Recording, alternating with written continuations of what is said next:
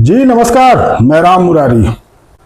क्या कांग्रेस या कहें कि राहुल गांधी बीजेपी या एनडीए का जो सबसे मजबूत वोट बैंक रहा है उसमें सेंध लगाने की फिराक में है उस वोट बैंक पर जो बीजेपी को सत्ता के शीर्ष पर पहुंचाती है, सत्ता का साझेदार बनाती है, जिसके दम पर बीजेपी सत्ता में आती रही है या एनडीए सत्ता में आता रहा है। मैं ऐसा क्यों कह रहा हूं, इस पर हम आगे बात करेंगे, लेकिन उससे पहले हम उस वोट बैंक को समझ लेते हैं, उस वोट बैंक को जान लेते हैं जिसकी बदौलत बीजेपी सत्ता के शीर्ष पर पहुंची है या सत्ता के शीर्ष पर पहुंचती रही है।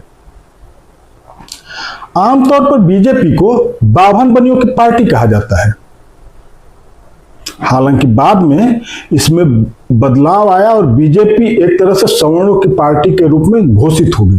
हालांकि बीजेपी ने कभी नहीं कहा कि वो किसी खास वर्ग या किसी खास जात की पार्टी है। हाँ, वो हिंदू और हिंदुत्व की बात करती रही है, लेकिन इस हिंदुत्व के बैनर तले उसे जिस वर्ग का सबसे ज्यादा समर्थक माना गया वो ब्राह्मण बनिया और आगे चलकर सवर्णों में तब्दील हो गया। लेकिन बीजेपी को सत्ता दिलाने में न ब्राह्मण, न सिर्फ बनिया और न ही सिर्फ सवर्ण का योगदान रहा है। बीजेपी को भले ही सवर्णों की पार्टी कहा जाता है, लेकिन बीजेपी को सत्ता तक पहुंचाने में सबसे बड़ा हाथ या सबसे बड़ा योगदान पिछड़ा वर्ग का यानी ओबीसी का रहा है। अगर चुनाव दर चुनाव आंकड़ों का विश्लेषण करें तो पता चलता है कि चुनाव दर चुनाव किस तरह ओबीसी ने बीजेपी को अपना समर्थन, अपना वोट दिया है। स्वतंत्र आंकड़ा इकट्ठा करने वाली एजेंसियां स्वतंत्र विश्लेषकों की राय देखते हैं, अगर हम पढ़ते हैं चुनाव दर चुनाव, तो हम पाते हैं कि बीजेपी के ओबीसी में पैठ लगातार बढ़ी है। 2009 के चुनाव में ओबीसी का तकरीबन 22% हिस्सा बीजेपी को गया था। तकरीबन 22% वोट बीजेपी को मिले थे, जो 2014 के चुनाव में बढ़कर के 34 के करीब हो गया था और 2019 के चुनाव में ये आंकड़ा 44% चला गया, यानी ओबीसी का 44%, तकरीबन आधा ओबीसी वोट बीजेपी को पड़ा था। और 2019 का रिजल्ट क्या था? मैं लोकसभा चुनाव की बात कर रहा हूं। हालांकि 2024 के चुनाव में ये परसेंटेज कुछ घटा था, बावजूद इसके ओबीसी का सपोर्ट इतना था कि मोदी आज भी सत्ता में है, बीजेपी आज भी सत्ता में है। हालांकि मैं यहाँ पे लोकसभा या राष्ट्रीय स्तर की बात नहीं करूंगा, मैं यहाँ सीधे बिहार पर रहता हूं, चूंकि इस साल बिहार में विधानसभा चुनाव होने वाले हैं और बिहार को भी अगर हम देखते हैं तो बिहार में भी सत्ता उसी के हाथों में रहती है जिसको ओबीसी का समर्थन हासिल होता है।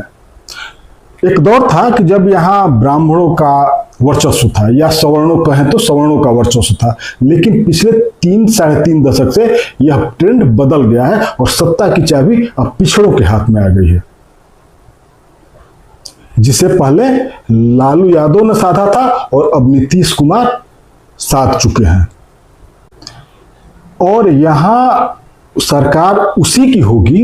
अगर हम पिछले 2.5-3 दशक का ट्रेंड देखें तो यहां सरकार उसी की होगी जिसे पिछड़ों का समर्थन हासिल होगा या पिछड़ों का वोट हासिल होगा। और नीतीश और बीजेपी, जदयू या बीजेपी की जोड़ी यही कर रही है। और मेरा सवाल, या जो मैंने सबसे पहले शुरुआत में कहा था कि क्या राहुल गांधी की नजर बीजेपी के इसी मजबूत वोट बैंक पर पड़ चुकी है, यानी ओबीसी पर पड़ चुकी है और वो इस वोट बैंक में सेंध लगाने की तैयारी में है। यहां अगर बिहार के जातीय आंकड़ों की बात करें तो मोटा मोटी मैं बात करूंगा, विस्तार से नहीं जाऊंगा। मोटे तौर पर बात करूं तो मैंने कुछ आंकड़े जो लिख रखे हैं, देखे हैं, मैं बताता हूं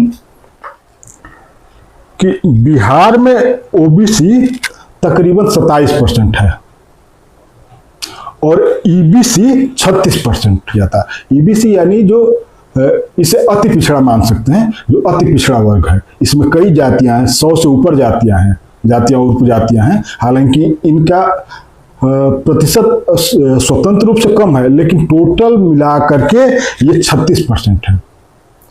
और ओबीसी 27%, जिनमें 14% के करीब यादव हैं। और यादव मोटे तौर पर आरजेडी के ही समर्थक या वोटर माने जाते हैं। तो बाकी बचे ओबीसी में 13 और ईबीसी का 36, यानी 36-13 49% जो वोट है, ये मोटे तौर पर नीतीश सरकार का आधार है, जिसमें जदयू और बीजेपी की हिस्सेदारी है। सवाल मेरा यही है कि क्या राहुल गांधी इस 49% वोट पर नजर गड़ाए हुए हैं या इसमें सेंध लगाने की तैयारी कर रहे हैं? क्योंकि 14% का जो वोट है, जो यादवों का वोट है, वो तो उनके सहयोगी यानी जिस गठबंधन में वो शामिल है आरजेडी के पास मोटे तौर पर जाता ही है। इसे माना जाता है कि यादव वोट मोटे तौर पर आरजेडी को ही जाएगा। तो ये जो 49% है, इस 49% में पूरा तो नहीं, लेकिन कुछ वोट इसमें सेंध लगाने के लिए, अगर कुछ वोट प्रतिशत भी अगर इसमें सेंध लगाते हैं राहुल गांधी, तो इसमें उनको बड़ी कामयाबी हासिल हो सकती है। मैं ये इसलिए कह रहा हूं कि बीते कुछ समय से राहुल गांधी जिस तरह से जाति जनगणना का मुद्दा उठाए हुए हैं, या शुक्रवार को, बीते शुक्रवार 25 जुलाई को दिल्ली के तालकटोरा स्टेडियम में ओबीसी न्याय भागीदारी सम्मेलन में राहुल गांधी ने जिस तरीके से अपनी बात रखी, जिस तरह से उन्होंने ओबीसी को अपने पाले में खींचने की कोशिश की, यहां तक कहा कि उनकी गलती थी कि मैं इसे समझ नहीं पाया, तो उससे लगता है कि राहुल गांधी ओबीसी को कांग्रेस की ओर खींचने की कोशिश में लग चुके हैं। हालांकि कांग्रेस अब तक कभी ओबीसी को लेकर के इस तरह से कभी आक्रामक नहीं रही है। ये पहली बार है राहुल गांधी के दौर में, राहुल गांधी के नेतृत्व में, या खड़गे फिलहाल अध्यक्ष हैं, उनके नेतृत्व में कांग्रेस ने ओबीसी वोटर्स को भी अपनी ओर लुभाने की कोशिश करनी शुरू कर चुकी है। तालकटोरा स्टेडियम का जो सम्मेलन था वो इसकी बानगी है। और राहुल गांधी ने वहां जो भाषण दिया, वहां जो वक्तव्य दिया, उससे साफ साफ परिलक्षित होता है कि राहुल या कांग्रेस ओबीसी वोटर्स को अपनी ओर खींचने में, अपने पाले में खींचने के लिए कोई कोर कसर नहीं छोड़ेंगे। हालांकि राहुल गांधी ने जो तालकटोरा स्टेडियम में जहां भी बात किया, वो मुख्य रूप से राष्ट्रीय स्तर की बात है, लेकिन हम अभी फिलहाल बिहार की ही बात करेंगे। और जो तालकटोरा स्टेडियम से या दिल्ली सम्मेलन से जो आवाज निकली, उसकी गूंज बिहार में भी सुनाई देगी ही देगी।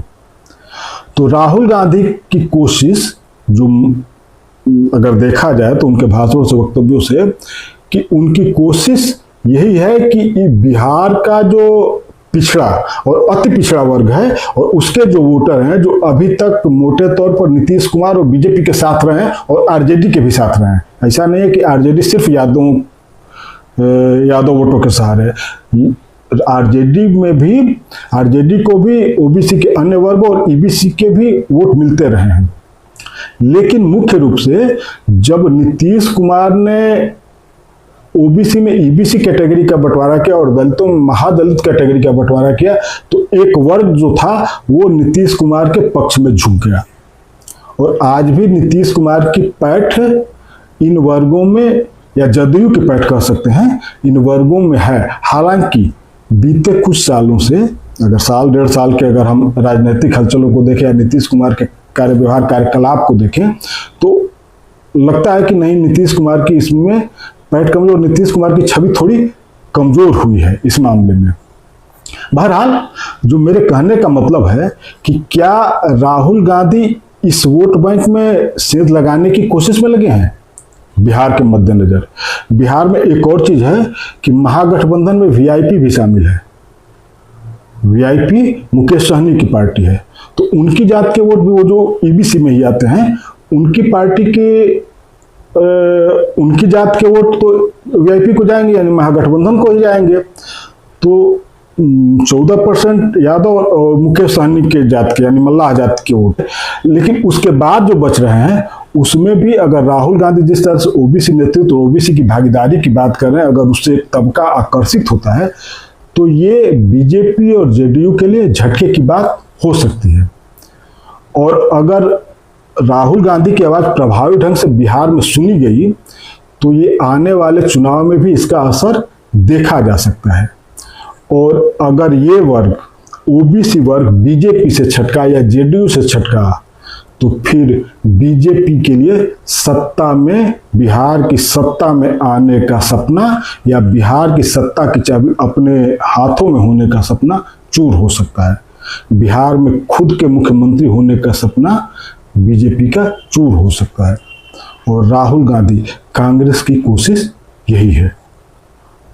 राहुल गांधी ओबीसी की आवाज उठाकर ये बताना चाहते हैं कि ओबीसी के असली रक्षक या ओबीसी को असल न्याय वही दिला पाएंगे, कांग्रेस ही दिला पाएगी। ओबीसी का असल नेतृत्व वही कर पाएंगे। हालांकि बिहार के मद्देनजर देखें तो बिहार में जिस तरह से जातीय पार्टियां हैं उसमें राहुल गांधी या कांग्रेस को कितनी सफलता मिलेगी ये बड़ी मुश्किल है कहना, क्योंकि बिहार में वोट जात के नाम पर खूब पड़ते हैं और जातीय नेताओं का यहाँ बोलबाला भी होता है और जातीय पार्टियों का भी बोलबाला होता है। बिहार में आप देखेंगे तो बहुत सारी पार्टियां ऐसी हैं जिनकी पहचान एक खास जाति वर्ग की है। खास करके अगर यहाँ तक कि आप आरजेडी को ही देखें जो कि बिहार की सबसे बड़ी विपक्षी पार्टी है या प्रमुख पार्टी है, बात तो पिछड़ा करते हैं, अति पिछड़ा करते हैं, सामाजिक न्याय की करते हैं, सबकी करती है, लेकिन उसकी एक पहचान यादवों की पार्टी होने के तौर पर स्थापित हो चुकी है। और यादवों को लगता है कि आरजेडी हमारी अपनी पार्टी है। तो बिहार की राजनीति से जातीय पार्टियों या जातिगत पहचान रखने वाली पार्टियों और नेताओं को दरकिनार कर कांग्रेस का सबको अपने साथ खींच लाना थोड़ा मुश्किल लगता है। तब तो और जबकि बीजेपी हिंदुत्व के नाम पर, हिंदू इंडिया के, अभी अगर आप तालकटोरा स्टेडियम वाला राहुल गांधी का भाषण सुनेंगे तो उन्होंने एक बात कही थी कि बीजेपी हिंदू इंडिया की बात करती है और उन्होंने इसके आगे जोड़ा ओबीसी को टारगेट करके, इसमें इस हिंदू इंडिया में आप कहाँ हैं, आपकी भागीदारी कितनी है। तो राहुल ने सवाल तो उछाल दिया है। अगर उस सवाल का जवाब अगर बिहार में तलाशने के लिए ओबीसी कोशिश करेगा, ओबीसी तबका कोशिश करने लगे तो निश्चित तौर पर बीजेपी के लिए या जेडीयू के लिए या नीतीश कुमार के लिए मुश्किल हो सकती है। लेकिन चूंकि राहुल गांधी, मैं पहले भी कह चुका हूं कि राहुल गांधी की छवि चाहे जितनी भी लोकप्रिय हो, जितनी भी स्वीकार्य हो, कांग्रेस को अभी जमीनी स्तर पर बहुत काम करना है। हालांकि कांग्रेस ने इस दिशा में काम करते हुए अपने तमाम सांगठनिक फेरबदल किए हैं बिहार में पिछले कुछ महीनों के भीतर, लेकिन उसका असर क्या होगा ये अभी कहना थोड़ा मुश्किल है। और फिर वही मैं बात कहूंगा कि जिस तरह से यहाँ जात की राजनीति होती है, जातीय नेतृत्व की बात होती है, उसमें कांग्रेस जो कभी जात की बात नहीं करती, कभी किसी खास वर्ग की बात नहीं करती, किसी खास बिरादरी की बात नहीं करती, उसमें कांग्रेस के लिए थोड़ी मुश्किल आ सकती है। तो फिलहाल इतना ही। अगले वीडियो में फिर किसी और मुद्दे पर बात करेंगे। नमस्कार।